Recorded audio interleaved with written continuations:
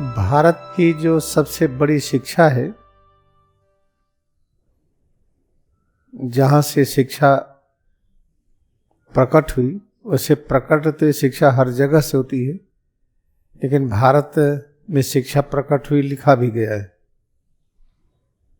वो शिक्षा है, योगेश्वर कृष्ण ने कहा है, हे अर्जुन योगी बनिए।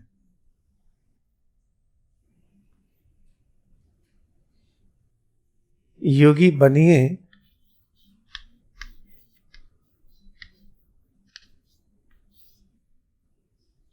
योगी बनिए का अर्थ क्या है? इसमें देखिए, योग है,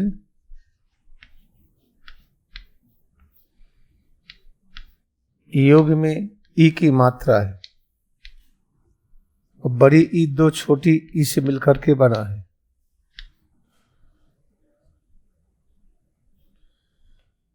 ई हमेशा संबोधन करता है इधर। इधर का मतलब अपनी तरफ। अपनी तरफ एकाग्रता का अर्थ क्या है? यही रामचरितमानस में या रामायण में वनगमन कहा गया है, वन की ओर यात्रा।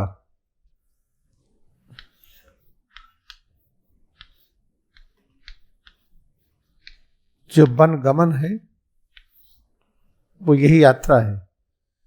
वनगमन कौन किया था? जिसको भगवान राम कहते हैं, लक्ष्मण कहते हैं, सीता कहते हैं। तो राम कौन है? विष्णु का अवतार। लक्ष्मण को शेष नाग का अवतार कहा गया है। जो लिखा है उसी को हम इंटरप्रेट कर रहे हैं। सही है कि गलत है, इस चक्कर में मत आइए। जो आंखों से देखते दिस यूनिवर्स, ये भी माया है। माया का अस्तित्व होता नहीं है। जब माया का अस्तित्व होता नहीं है तो हम इस तर्क वितर्क में न पड़े, राम थे कि नहीं, लक्ष्मण थे कि नहीं, सीता थे कि नहीं। अगर किसी ने लिख दिया है, कोई कहता है, तो उसको मान लीजिए कि वैसे ही जैसे पृथ्वी है, सूरज है, चांद है, हम है, आप है। जो दिस क्रिएशन है, इसको माया कहते हैं। माया का अर्थ है जो होना और दिखाई पड़े। ऐसे जो बाहर से पूरी दुनिया में राम थे कि नहीं, लक्ष्मण थे कि नहीं, सीता थे कि नहीं, अगर किसी ने कह दिया कि थे तो मान लीजिए कि थे। और जो कुछ भी दिखता है, जो हम सुनते हैं, जो स्पर्श करते हैं, स्वाद और गंध के माध्यम से जो जानते हैं, सब माया है। माया का अर्थ है कि जो न हो और दिखाई पड़े। याद रखिए। तो वनगमन का अर्थ है कि जब हम अपने स्वरूप में योग की स्थिति, योग क्या है? जुड़ना। जुड़ने को योग कहते हैं। और किससे जुड़े? इशारा है इधर से, अपने से जुड़े। और दो बार ई का अर्थ है कि जुड़ना ही अनिवार्य नियम है। अपने से जुड़ना ना भूले। हम कुछ भी करें, कहीं भी रहें, हम उठे बैठे लेटे हों, काम कर रहे हों, आराम कर रहे हों, लेकिन ये हम अपने से जुड़े रहें, ये है। और इस तरह से हमें होना है, यही हमारा जीवन का लक्ष्य है। इसको शिक्षा किसने दिया? जिसको विष्णु का अवतार योगेश्वर कहते हैं, श्री कृष्ण। तो जब हम अपने से जुड़े तो कैसे जुड़ेंगे? हम सिर से पैर की उंगली तक ये कहाँ है, इसको अनुभव करिए। इसको अनुभव करने, इसको किसको कहते हैं? इधर। इधर। तो जब हम अपने से जुड़ते हैं तो होता क्या है? अपने से जुड़ने पर ये घटना घटित होती है। ये है सबसे पहले दृश्य रूप में ये बनता है। मेडुला के अंदर एक केंद्र है जिसको कूटस्थ कहते हैं, और इसी को परमेश्वर कहते हैं।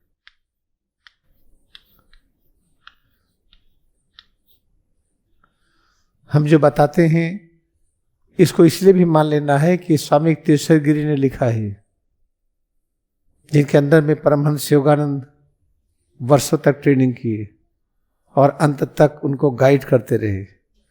परमहंस योगानंद के यहाँ तक दिखाया कि देखो हम मर जाते हैं और स्वेच्छा से हम जी जाते हैं। यहाँ तक दिखाया कि देखो एक साथ में कलकत्ता में हूँ, श्री रामपुर में हूँ। ये भी दिखाया कि देखो जिसको तुम पुरी में बालुका में बालू के नीचे दफना दिया था, मैं फिर प्रकट हुआ हूँ। ऐसे स्वामी तेश्वर गिरी के द्वारा लिखी हुई होली साइंस है, हम उसकी बात बता रहे हैं। यहाँ पर जो ज्ञान केंद्र है, कूटस्थ है, उसी को परमेश्वर कहते हैं। और इसका एक नाम और है जो होली साइंस में लिखा है, हम उसी नाम को लिखते हैं, पुरुषोत्तम।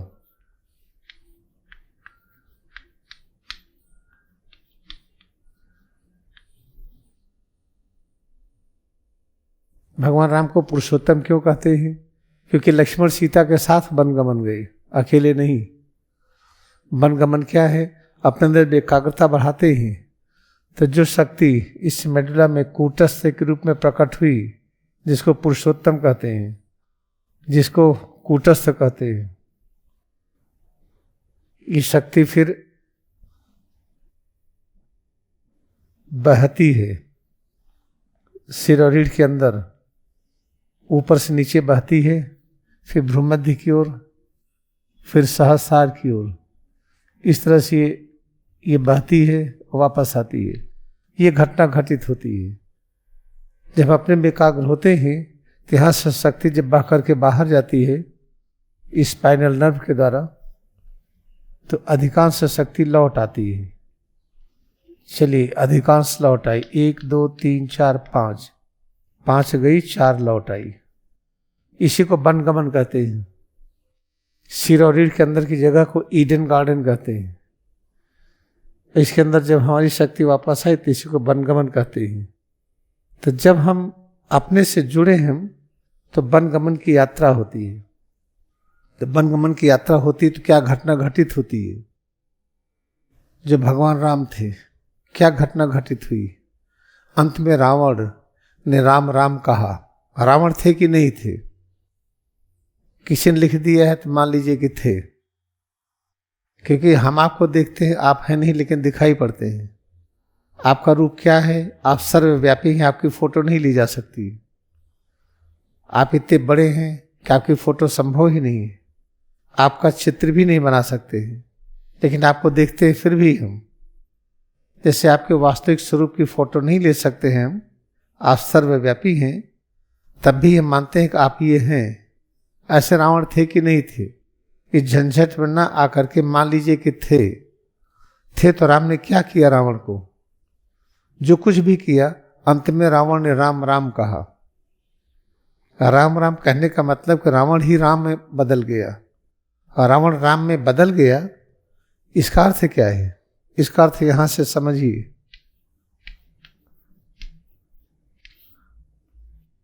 इसको हम कई तरह से बताए हैं, और कई तरह से बताने के बाद इसके अर्थ भी अनगिनत अर्थ हैं, एक अर्थ नहीं है, याद रखिएगा। लेकिन इसको एक अर्थ बता देने से काम चल जाता है, तो और चीजें बताने में समय नहीं बर्बाद करना चाहिए। इसमें देखिए रा है, इसके साथ आ जुड़ा है जिस मात्रा के रूप में है, और वह है और ना है। रा कहते हैं प्रचंड काम शक्ति। प्रचंड काम शक्ति किसको कहते हैं? प्रचंड क्या है? ऐसी शक्ति जो बहुत अधिक हो।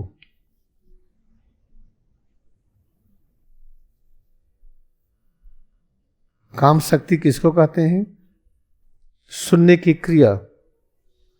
जब हमारी कान की इंद्री आवाज से स्पर्श करती है तो कान की शक्ति को काम शक्ति कहते हैं। जिह्वा स्वाद की अनुभूति करती है तो जिह्वा शक्ति को काम की शक्ति कहते हैं। नाक से गंध की अनुभूति, तो गंध की अनुभूति वो काम शक्ति है। आँख खोल के जो देखते हैं, देखने की प्रक्रिया काम शक्ति है।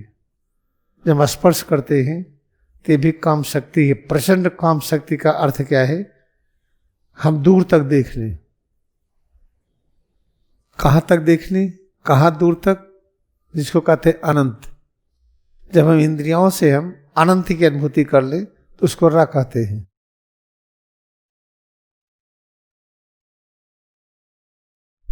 और जब हम अनंत की अनुभूति करते हैं तो कैसे होती है वो अनंत की अनुभूति? वो है आ की मात्रा। आ की मात्रा क्या है? इसमें 3 प्रकार की शक्ति है, सृजन निर्माण की, सुरक्षा और परिवर्तन की। हमारी इंद्रियों में शक्ति अनंत हो जाती है, दूरदृष्टि, दूर श्रवण। यहां से बैठे बैठे हम सूरज को छू लें, अनंत को हम अनुभव कर लें, तो ऐसी स्थिति में क्या होता है? तब पता चला कि हमारा अस्तित्व वाह की तरह हो गया है। वाह क्या है? परब्रह्म। वाह को परब्रह्म क्यों कहते हैं? क्योंकि ये जो गोल आकृति है ये अभिव्यक्ति करती है कि ये देखिए, ये इसमें चलते जाइए चलते जाइए, ये कहाँ से आदि है कहाँ अंत है कुछ पता नहीं चलेगा। आप इसको आदि मानेंगे तो चलिए, फिर अंत कहाँ है, फिर उसी को अंत कहते हैं, तो इतना कंफ्यूज्ड स्टेज है। आदि और अंत कुछ पता नहीं, बस इसमें घूमते रहिए। तो ये है वाह। और इसमें जो एक मात्रा है वर्टिकल लाइन, ये अनंत को व्यक्त करती है। ये हॉरिजॉन्टल लाइन, ये भी अनंत को। तो जब हम अनुभव करते हैं रा की, हमारी इंद्रियों की प्रचंड शक्ति हो गई। हम वहां तक देख लेते हैं जिसको असीम कहते हैं, उन चीजों को सुन लेते हैं जो सुनना कठिन है। अश्रव्य को हमने श्रव्य बना लिया, जो नहीं सुन सकते थे सुनने लगे, जो नहीं देख सकते थे देखने लगे, जिसका कोई स्वाद ही नहीं ले सकता है उसका भी स्वाद लेने लगे। जैसे आसमान का स्वाद क्या है, भिन्न भिन्न जगह के आसमान का स्वाद अलग अलग। जैसे हवा का स्वाद क्या है, ये है। जब ये अनुभव हुआ कि जो कुछ हमारे पास है कैसे उसकी रक्षा करें, कैसे परिवर्तन करें, उसके अस्तित्व को बनाए रखें, तो ये हो गया आ। और इसी को कहते परब्रह्म के साथ एकता। व बाकी और कुछ भी नहीं, बाकी मानते ही नहीं। बाकी मानते नहीं यानी हम आप सबको नहीं मानते, आप सब माया है। तो जब तक हम माया को न मान लें, माया और ब्रह्म दोनों को, तब तक अधूरा है। तो रावण क्या है? इसके अलावा कुछ भी नहीं मानते थे। ब्रह्मा विष्णु शिव और परब्रह्म, बाकी कुछ भी नहीं। बाकी जो दिखाई पड़ता है इसका कोई अस्तित्व नहीं हो, तो हमारे वश में है। तो फिर राम का अर्थ क्या हुआ? राम में देखिए रा है, इसमें आ की मात्रा है और मां है। तो ये तो हम समझ गए हैं। यहां से मां किसको कहते हैं?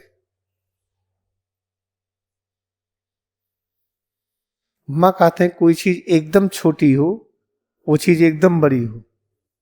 जैसे बीज और वृक्ष, ये खूब बड़ा है, ये एकदम छोटा है। दोनों को एक साथ, दोनों की एक साथ अनुभूति। हम छोटे से छोटे के साथ भी है, हमारी एकता है, बड़े से बड़े के साथ भी है। हम बीज के साथ भी हैं, वृक्ष के साथ भी हैं। हम बिंदु के साथ हैं, बिंदु का कोई डायमेंशन नहीं होता है, लंबाई चौड़ाई मालूम नहीं होता है। और बिंदु के अलावा और क्या है जो ये दिखाई पड़ता है, जिसका सब डायमेंशन ही है। लंबाई नापते जाइए एंडलेस है, चौड़ाई नापिए एंडलेस है, ऊंचाई एंडलेस है। कितनी ऊंचाई पता नहीं, नापते जाइए पता नहीं। कितनी चौड़ाई नापते जाइए पता नहीं। नीचे की तरफ नापिए पृथ्वी है, और नीचे जाइए पृथ्वी के पार चलते जाइए पता नहीं। इस तरीके से याद रखिए, इसको मां कहते हैं। मां कहते हैं बिंदु को भी ले जो डायमेंशनलेस है, और उसके लिए जिसमें डायमेंशन है। तो रावण के स्थान पर यह राम के अस्तित्व की अनुभूति ज्यादा ठीक है। इसमें तो हम छोटे से अंश को स्वीकार ही नहीं करते, केवल उसको स्वीकार करते हैं जो विशाल और बड़ा दिखाई पड़े। तो रावण प्रवृत्ति को राम ने राम में बदल दिया। इसे रावण राम राम कहते हैं, और मार के नहीं बदला है। जो राम की तीर दिखाया जाता है, मान लो ठीक है राम ने तीर मारा, तो राम की तीर क्या है? विष्णु की शक्ति है। विष्णु की शक्ति को क्या कहते हैं? जो सुरक्षा देती है, सुरक्षा की शक्ति को क्या कहते हैं? वही तो अहिंसा है। तो राम ने अहिंसा से रावण को ओतप्रोत कर दिया, संतृप्त कर दिया, तो रावण राम राम कहा। जब हम दिखाते हैं कि राम ने रावण को मारा, तीर पर तीर चल रही है, ऐसा कुछ ऐसा मत समझिए। ऐसा समझेंगे तो अंदर में उत्पात होगा, मारने की प्रवृत्ति होगी। राम ने मारा तो हम भी मारेंगे। तो ये क्या है? ये देखिए बाइबल में लिखा है। बाइबल में कैसे लिखा है हम आपको दिखाते हैं। देखिए हमारे गुरुदेव पूरी जिंदगी भर व्याख्या करता रहे, पूरा पश्चिम एक है, दो नहीं है। तो उसका सदग्रंथ बाइबल में है। तो बाइबल में देखिए चैप्टर 1 में जो गॉस्पेल है बाइबल का, this creation of darkness maya, this creation is called darkness maya. हम अपनी लंबाई नापते माया है, हम तो सर्वव्यापी हैं, लेकिन लंबाई नाप लेते हैं ना, हम माया को पकड़ रखे हैं। फिर क्या कहते हैं, ये हिब्रू में है, हिब्रू 11:1 और जॉन 8:28। हिब्रू में क्या कहते हैं? Now faith is the substance of things hoped for, I am thing, you are thing, earth is thing, sky is thing. ये जो थिंग है ये किसी चीज से बना है, ऐसा विश्वास करिए, फेथ करिए। ये बनाने वाला कोई है, जो बनाने वाला कोई है उसी को द सब्सटेंस कहते हैं। द सब्सटेंस का मतलब परम तत्व। द का अगर आप द लिख दीजिए किसी के साथ, इसका मतलब ये चीज पहले भी थी। तो द सब्सटेंस मतलब जिस सब्सटेंस की चर्चा हो रही है, तत्व की चर्चा हो रही है, ये पहले भी था, आज भी है, आगे भी रहेगा। इसे इसको परम तत्व कहते हैं। परम तत्व का ये ट्रांसलेशन है द सब्सटेंस। तो बाइबल में क्या लिखा है? दिस क्रिएशन ऑफ डार्कनेस माया, ये जो क्रिएशन है डार्कनेस माया, ये सब माया है, ये है नहीं है, लेकिन लगता है कि है ये। अब देखिए आप क्या करिए, आपको विश्वास करिए कि जो दिखता है कोई बनाने वाला है, कोई परम तत्व है, परम तत्व से प्रकट हुआ है। तो वही बाइबल में लिखा है, now faith is the substance of things hoped for. अब इसको मानिए कि कोई न कोई परम तत्व है जिससे ये थिंग ये प्रकट हुई है, लेकिन ये थिंग का एविडेंस, चलिए हाथ को पकड़ते पकड़ में आएगा नहीं, अदृश्य हो जाएगा। जब महावीर स्वामी अपने को पकड़ने लगे तो पकड़ते पकड़ते क्या हुआ, पूरी शरीर कैंफर की तरह उड़ गया, केवल नाखून बचे थे, जिसे नाखून को लेकर के समाधि स्थल बना है बिहार में। तो जब आप किसी चीज को पकड़िए तो मिलेगा नहीं, गायब हो जाता है। तब देखिए बहुत इंपॉर्टेंट चीज है, इसको सुनना जो बहुत जरूरी है। हम इसको अपने को जानने का प्रयास कर रहे हैं। The evidence of things not seen. आप आंखों से देखिए, देखते देखते आप पता चला कि आप है ही नहीं है। कैसे देखें? आपको नहीं दिखाई पड़ रहा है। एक्सरे लिया, MRI लिया, CT स्कैन लिया, अल्ट्रासाउंड लिया, देखते जा रहे हैं और नहीं दिखाई पड़ रहा है। तो हमने आपको एनेस्थीसिया दिया, फिर चीर फाड़ करके देखा, अंदर में कुछ मिलेगा नहीं। फिर देखिए कितना इंपॉर्टेंट है, evidence of things not seen. Evidence दिखाई नहीं पड़ता तो उस परम तत्व को कैसे पकड़े हैं? फिर आगे लिखा है जॉन 8:28 में, When I have lifted up the Son of Man, then shall ye know that I am He। हम देखिए ऐसा लिखते हैं, सन ऑफ मैन में SON, सन ऑफ मैन जो प्रचलित है, सन ऑफ गॉड में SUN ऑफ गॉड। आप कहते ऐसा क्यों लिखते हैं? ऐसा लिखने में ज्यादा समझ में आता है। तो son of man, son of man का मतलब, मैन क्या है? मैन का मतलब जो मानव जाति, मानव जाति क्या होती नहीं लेकिन दिखाई पड़ती है, इसी को ईगो कहते हैं, माया। ये रूप है नहीं, दिखाई पड़ता, इसी को माया कहते हैं, ईगो कहते हैं। तो जो दिखाई नहीं पड़ता है, जो भी हमारा अस्तित्व क्या है? ये कड़ापन, ढीलापन, हल्कापन, भारीपन, ये कड़ापन, ढीलापन, हल्कापन, भारीपन, ये क्या है, ये कैसे होता है। जो यहाँ पे शक्ति जो प्रकट होती है, जिसको पुरुषोत्तम कहते हैं, जिसको कूटस्थ कहते हैं, शक्ति जब नीचे की तरफ उतरती है, ऊपर की तरफ चढ़ती थी, ब्रेन स्पाइनल कॉर्ड के रूप में बदल गया। फिर शक्ति बाहर की तरफ जाती है, फिर अपने में एकाग्रता हुई तो अंदर की तरफ आई, अंदर की तरफ आती है तो क्या है शक्ति, ये ऊपर की तरफ आसानी से उठने लगती, क्योंकि इसमें इसकी मात्रा बढ़ गई। इकट्ठा होते होते इसकी मात्रा बढ़ गई तो इसका दिशा किधर होगा, समुद्र की तरफ। जैसे नदियों में बाढ़ आता है तो पानी समुद्र की ओर जाता है, ऐसे यहाँ पर जब इस शक्ति की बाढ़ आ गई, अधिकांश रूप में आ गया, तो ऊपर की तरफ उठता है। तो ये है ऊपर की तरफ उठा, तो वही लिखा है when the son of the man, जो सन ऑफ द मैन है, ये लिफ्ट अप, ऊपर की तरफ उठना सीखे। ऊपर की तरफ उठने का क्या अर्थ है, हम हैं, हमको आप कैसे पहचानेंगे, जो हम बोलते हैं आवाज से, जो आंखों से देखते हैं, अपने इंद्रियों के द्वारा जो हमको परखते हैं, उसी माध्यम से समझेंगे। अब क्या, जो परखने की सामर्थ्य है, हमने आंखों की शक्ति को अंदर कर दिया है। अब आपको देखे मैं नहीं देख पाऊंगा, हम आपको छू करके अनुभव करते आप ये हैं, छू के पता कर लेते हैं। अब शक्ति हमने ऊपर कर लिया, अब स्पर्श क्रिया है ही नहीं। इस तरह से शब्द, स्पर्श, रूप, रस, गंध की संपूर्ण क्रियाकलाप की शक्ति को हमने ऊपर उठा दिया। जब ऊपर उठा दिया तब पता चलेगा आई एंड गॉड आर वन, हमारे परमात्मा के बीच में दूरी नहीं। फिर पता चला परमात्मा ही द सब्सटेंस है, परम तत्व है वो। ये सीधा सा तरीका है। तो इसको कैसे हम प्राप्त करें, वही क्रिया योग ध्यान है।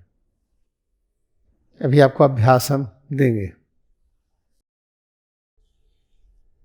देखिए, इस होली साइंस में सतयुग को कृतम युग कहा गया है। आप इंट्रोडक्शन में देखिए, जो युग का वर्णन स्वामी तेजस्वी करते हैं इंट्रोडक्शन में पेज नंबर 11 पर, चत्वार याहु सहस्राणि वर्षाणाम तो कृतम युगम। कृतम, कृतम का मतलब है कंटिन्यूअस वर्क। कंटिन्यूअस वर्क का मतलब सेवा, पेड़ों की सेवा, मानव की सेवा, जानवर की सेवा। इसको जब लगातार करके हम अनुभव करते हैं, सिर से पैर की उंगली तक पवित्र अस्तित्व है, इसी स्थिति को पाना है, इसी को कैवल्य कहते हैं। हम लोग फिर मिलेंगे, मीट अगेन। ये आज के लिए।